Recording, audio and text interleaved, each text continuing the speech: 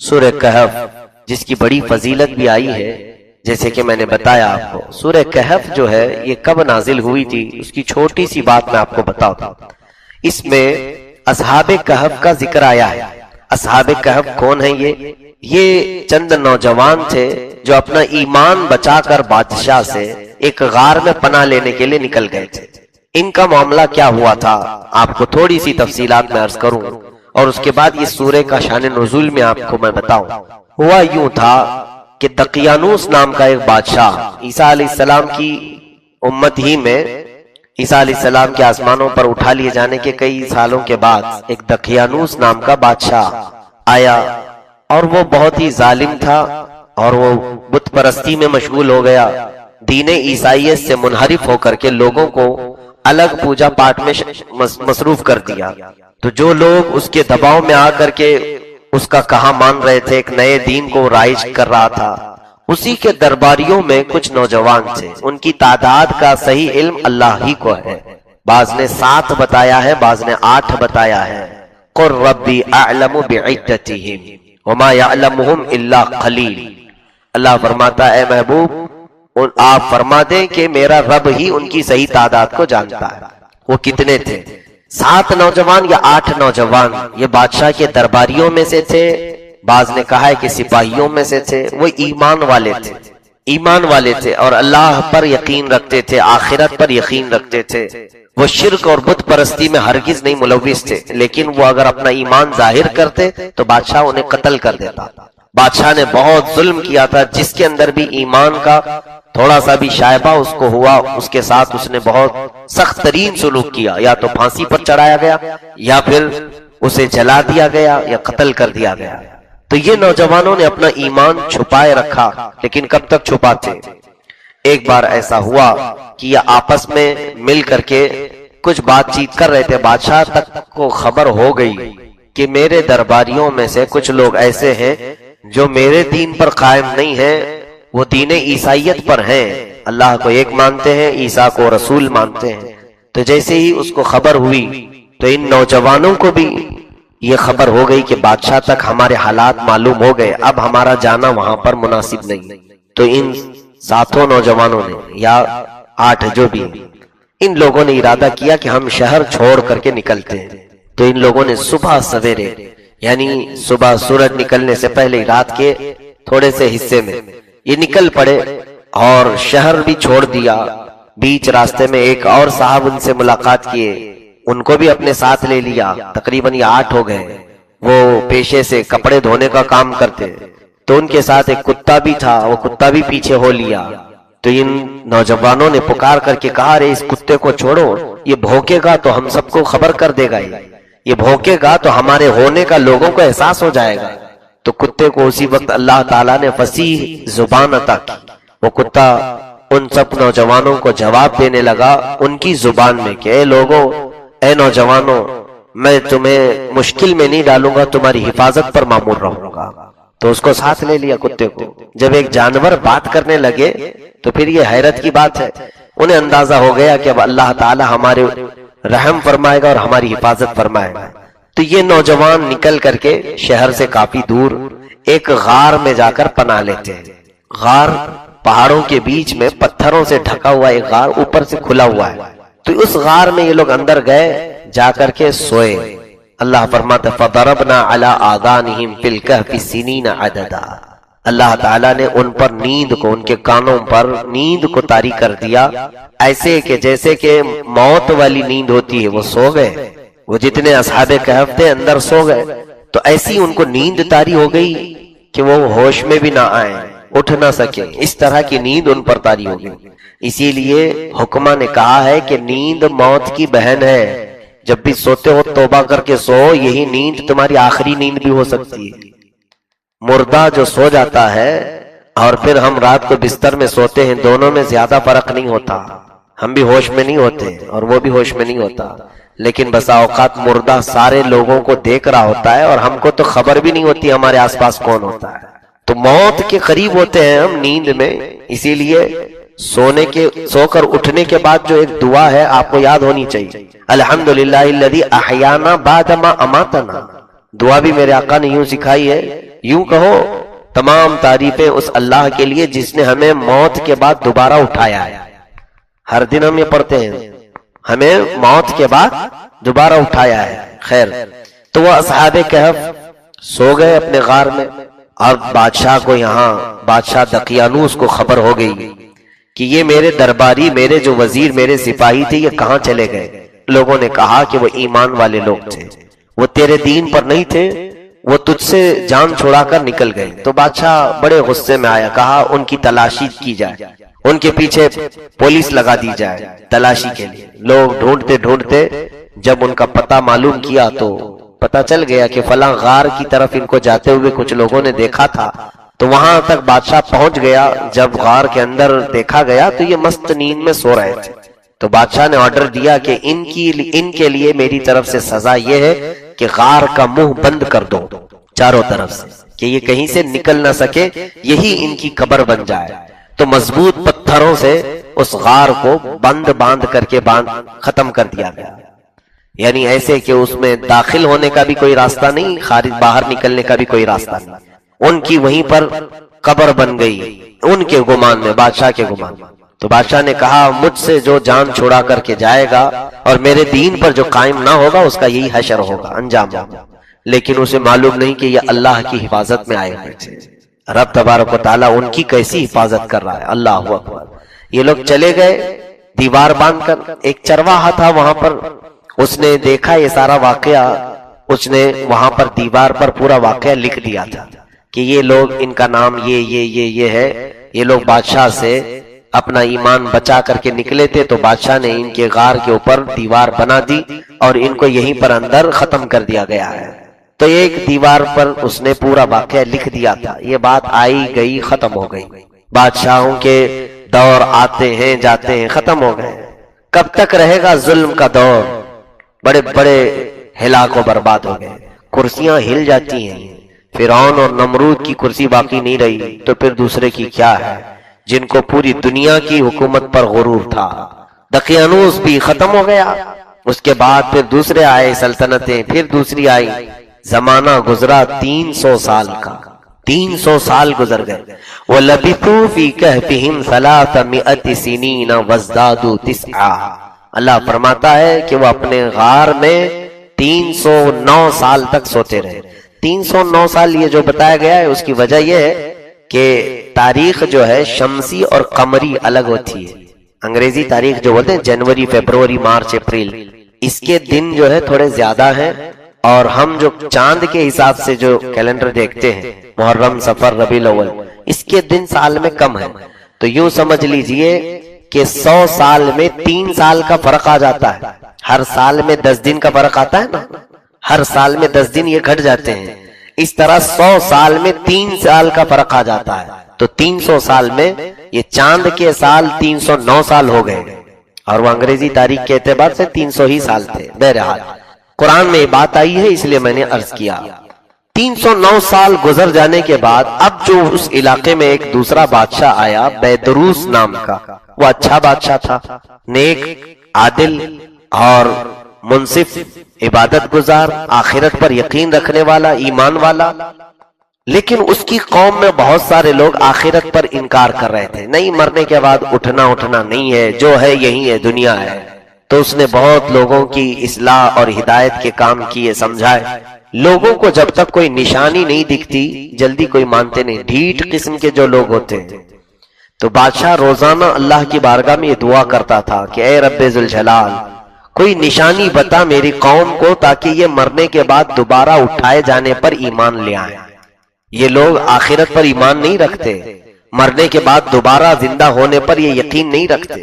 ایک عادل بادشاہ کی دعا بہت جلد اللہ کی بارگاہ میں قبول ہوتی ہے، ظالم کی نہیں.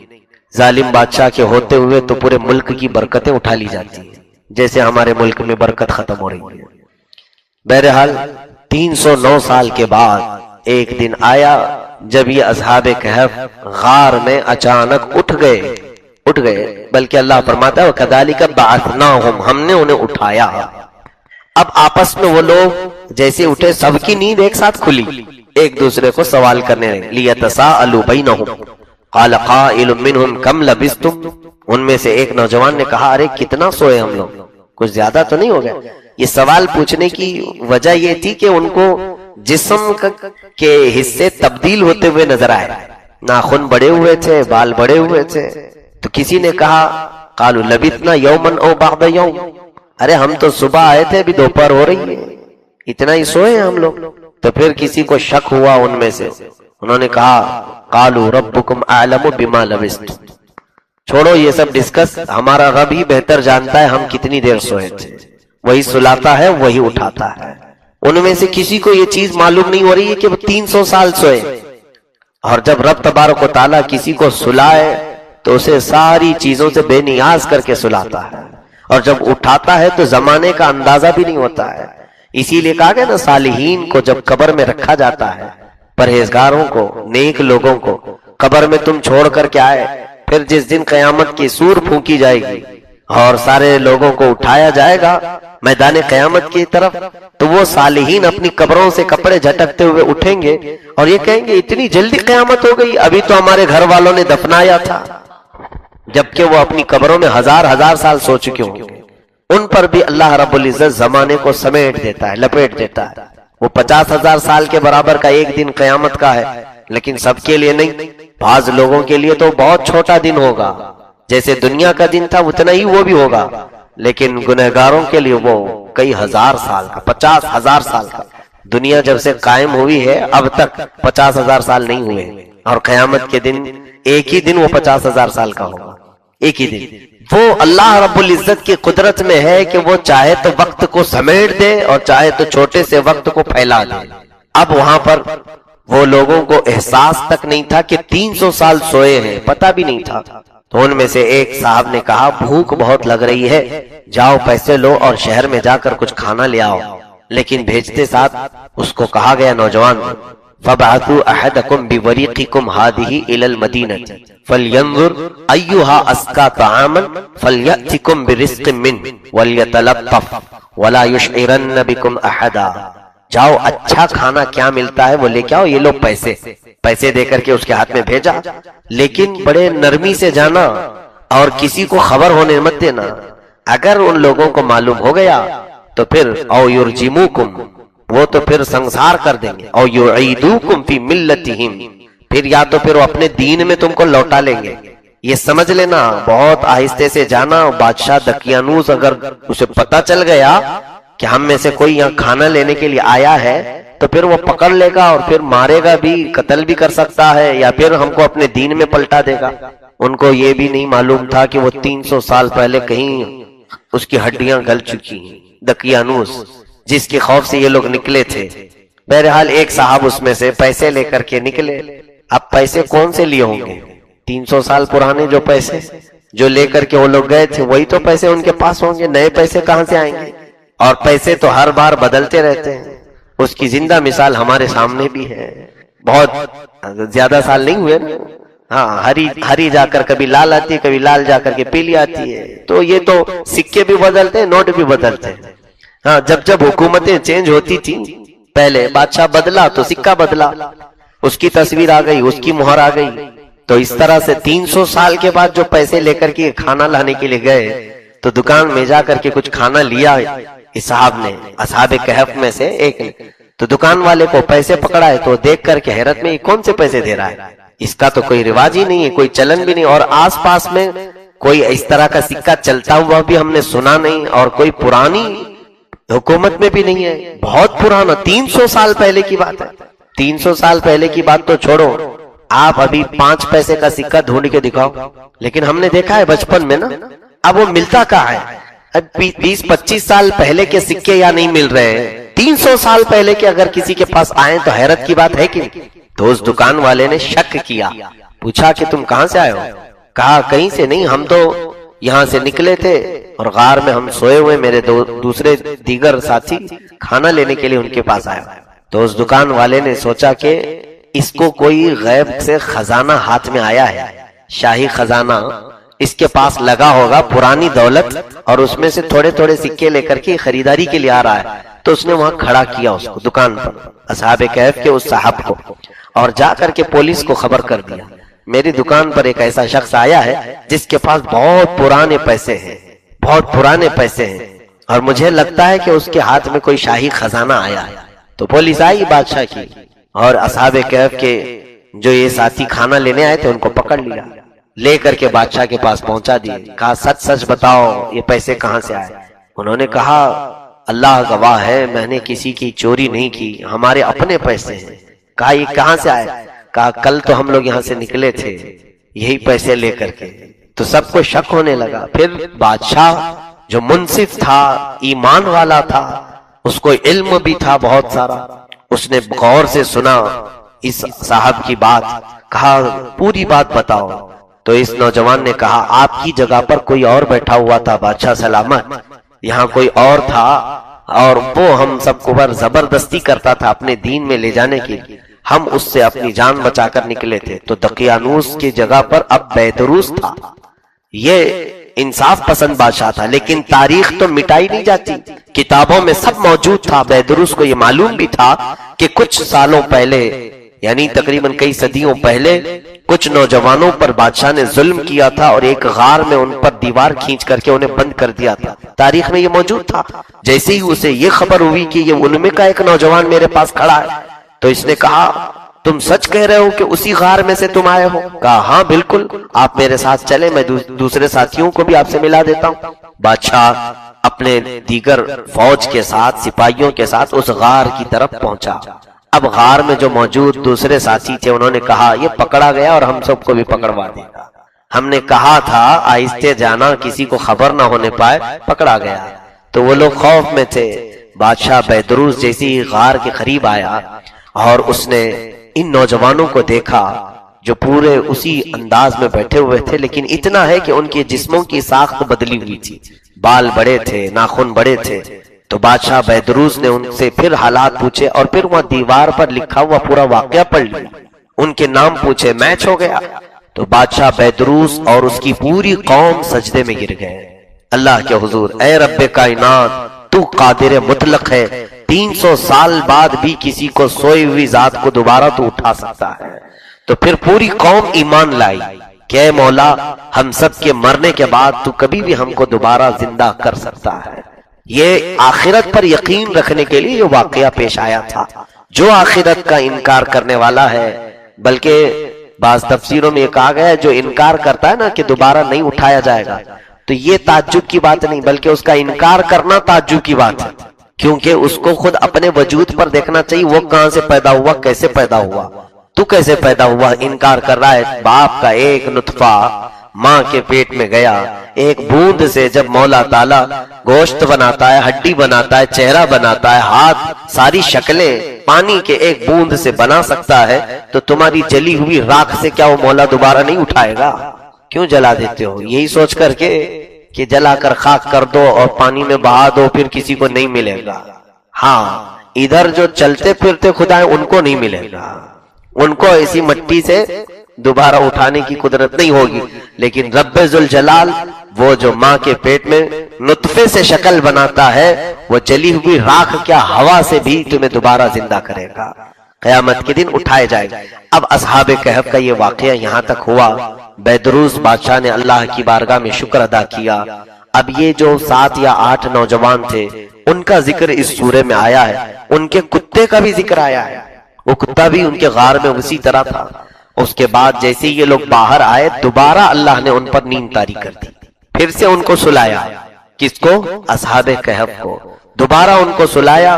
تو سارے لوگوں نے دیکھا کہ اب یہ سو گئے ہیں، تو بادشاہ نے کہا کہ اللہ کی یہی مصلحت ہے، یہ صرف ہمارے ایمان لانے کے لیے ان کو دوبارہ زندہ کیا تھا، لیکن وہ ان کو موت آئی ہے یا نہیں آئی اس کا کہیں ذکر نہیں ملتا، دوبارہ سلایا ہے اور اب بھی وہ سو رہے ہیں، آج تک وہ سو رہے ہیں۔ اور بعض تفسیر کی کتابوں میں لکھا گیا ہے ہر محرم کی 10ویں تاریخ عاشورہ کو وہ کروٹ بھی بدلتے ہیں، کروٹ بدلتے ہیں۔ اور ان کے انداز کیسے ہیں سونے کے؟ غار کے اندر جس طرح انداز سے وہ سو رہے ہیں، قرآن کہتا ہے وَتَرَى الشَّمْسَ إِذَا طَلَعَتْ تَزَاوَرُ عَنْ كَهْفِهِمْ ذَاتَ الْيَمِينِ وَإِذَا غَرَبَتْ تَقْرِضُهُمْ ذَاتَ الشِّمَالِ وَهُمْ فِي فَجْوَةٍ مِّنْهُ۔ اللہ فرماتا ہے سورج جب چلتا ہے ان کے اوپر سے، جب وہ غار کے اوپر آتا ہے جانے کے وقت، تو دائیں جانب تھوڑا ہٹ جاتا ہے، سورج کو اللہ تعالی ہٹا کر کے چلاتا ہے کہ ان کے اوپر تیز روشنی نہ آئے، یہ کھلے میں سو رہے ہیں، اور ڈوبتا ہے تب بائیں جانب تھوڑا ہٹ جاتا ہے، یعنی نہ ان پر ٹھنڈیاں اثر کرتی ہیں، نہ گرمیاں اثر کرتی ہیں، نہ ان پر بارشیں، بلکہ وہ اتنی سکون کی نیند سو رہے ہیں کہ دنیا کے موسموں سے ان کو کوئی بھی نقصان نہیں پہنچتا، اور ان لوگوں کی حفاظت کا ذکر مولا قرآن میں فرما رہا ہے۔ اب یہاں پر میں ایک بات بتا دوں گا، ہم لوگ ابھی جو جا کر کے آئے اصحاب کہف کے غار میں، حاجی صاحب ہیں، ان کے اصلاح کے لیے اور میرے لیے بھی،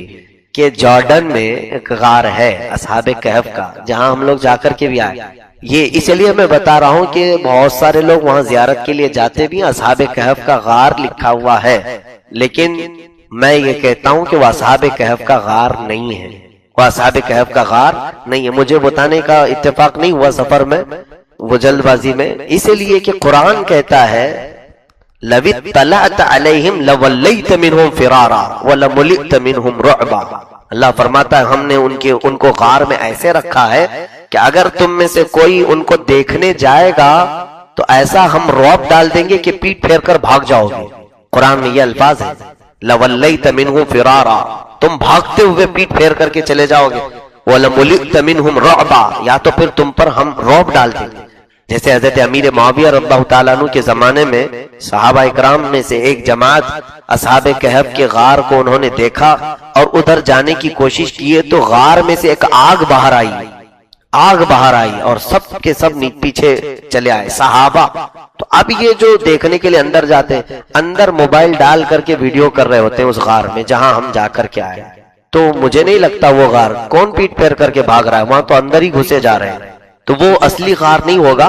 ایسے عرب میں بہت ساری چیزیں ڈپلیکیٹ بنائی گئی ہیں، یہ سیاحین کے آنے کے لیے، ٹورزم کو بڑھاوا دینے کے لیے کوئی بھی غار بنایا اور اس کو کہہ دیا یہ بھی غار اصحاب کہف کا ہے۔ جیسے وہاں مزارات کئی جگہ پر سیم ٹو سیم مزارات ملتے ہیں، حضرت ایوب علیہ السلام کا مزار عراق میں بھی ہے، شام میں بھی ہے، جارڈن میں بھی ہے، اور پھر سلالہ مسقط میں بھی ہے۔ تو زیارت کرنے والے زیادہ آتے ہیں، اس طرح سے بہت ساری چیزیں بنا دی گئی۔ اصحاب کہف کا غار جہاں ہے وہاں کوئی جا نہیں سکے گا، اتنی بات یاد رکھیں۔ اب اس زمانے میں بیدروس نے جب ان کے غار کو پھر سے بند کیا تو کیا کیا تھا جانتے ہیں آپ؟ اس نے سونے کے تابوت بنائے اور ہر جسم کو سونے کے تابوت میں رکھا اور اس غار کے اندر ان کو رکھ دیا گیا۔ تو دوسرے ہی دن وہ خواب میں آئے بادشاہ کے کہ اے بادشاہ، ہم کو اس سونے کے تابوت سے نکال اور ہمیں سادے لکڑیوں کے تابوت میں رکھ۔ پھر دوبارہ ان کا غار کھولا گیا، پھر ان کو سونے کے تابوت میں سے نکال کر لکڑی کے تابوت میں رکھا گیا۔ تو یہاں ان کو اندر رکھ دینے کے بعد پھر بند کر دیا گیا۔ جس دن وہ اٹھائے گئے تھے، اب دیکھیے مزے کی بات، اللہ تعالیٰ نے قرآن میں فرمایا ہے جس دن وہ اٹھائے گئے تھے اس دن پوری قوم وہاں پر جمع ہوتی تھی، بیدروس کی جتنی قوم ہے وہ سب جمع ہوتے تھے۔ انہوں نے کہا لَنَتَّخِذَنَّ عَلَيْهِمْ مَسْجِدًا، وہاں پر انہوں نے ایک مسجد بھی بنائی۔ کہاں پر؟ اصحاب کہف جہاں آرام کر رہے ہیں وہاں پر مسجد بنائی، اور سال میں ایک مرتبہ وہاں جمع ہوتے تھے ان بزرگوں کو یاد کرنے کے لیے، ان نوجوانوں کو یاد کرنے کے لیے۔ اسی سے تو ہم اولیاء کے عرس کو ثابت کرتے ہیں۔ عرس کو لوگ کہتے ہیں یہ کہاں سے ثابت ہے؟ اصحاب کہف کا عرس ہوتا تھا، وہ قرآن میں موجود ہے، سال میں ایک مرتبہ سارے لوگ جمع ہوتے تھے۔ ہاں اس میں اگر ناجائز رسمیں شامل ہو جائیں، ڈھول باجے تاشے اور ناچ گانے عورتیں، یہ سب تو ہم خود بھی اس کو مذمت کے طور پر بیان کرتے ہیں، لیکن عرس میں جمع ہونا، قرآن پڑھنا، ان کی فضیلتیں بیان کرنا بالکل مستحب کام ہے، اچھا کام ہے۔ تو اصحاب کہف کی اب باتیں یہ ہو گئی اور ان کو اندر پھر سے ویسی رکھ کر کی قوم باہر آئی۔ اب دیکھیں اس میں کئی عبرت کی باتیں، کئی عبرت کی باتیں۔ اصحاب کہف نہ یہ نبی ہیں، نبی نہیں ہیں، نہ یہ رسول ہیں، نہ فرشتے ہیں۔ قرآن تو ان کے بارے میں کہہ رہا ہے انہم فتیۃ آمنوا بربہم، وہ کچھ نوجوان تھے جو اپنے رب پر ایمان لائے، وزدناہم ہدی، ہم نے ان کی ہدایت کو بہت زیادہ کر دیا۔ تو عام نوجوان بھی اگر اللہ کی ذات پر ایمان لائے اور یقین کر کے اپنے ایمان کی حفاظت کے لیے نکلے، مولا اس کے لیے غار کو بھی सूरज को भी, मौसमों को भी हुक्म दे देता है कि ये मेरे बंदे हैं, इनकी हिफाजत करो। और इतना ही नहीं बल्कि वो कुत्ता जिसके बारे में अल्लाह रब्बुल इज्जत फरमाता है वतहसबुहुम अयक़ाज़न वहुम रुक़ूद, अल्लाह फरमाता है तुम गुमान करोगे कि वो जाग रहे हैं जबकि वो सोए हुए हैं। वनुक़ल्लिबुहुम ज़ातल यमीन व ज़ातल शिमाल वक़ल्बुहुम बासितुन ज़िराअैहि बिलवसीत, अल्लाह फरमाता हम उनको कभी दाएं जानिब करवट देते हैं, कभी बाएं जानिब हम उनको करवट देते हैं, और उनका कुत्ता पालती मार करके दोनों चारों पैर बैठा हुआ है, उनका कुत्ता बैठा हुआ है, उसका जिक्र आया है।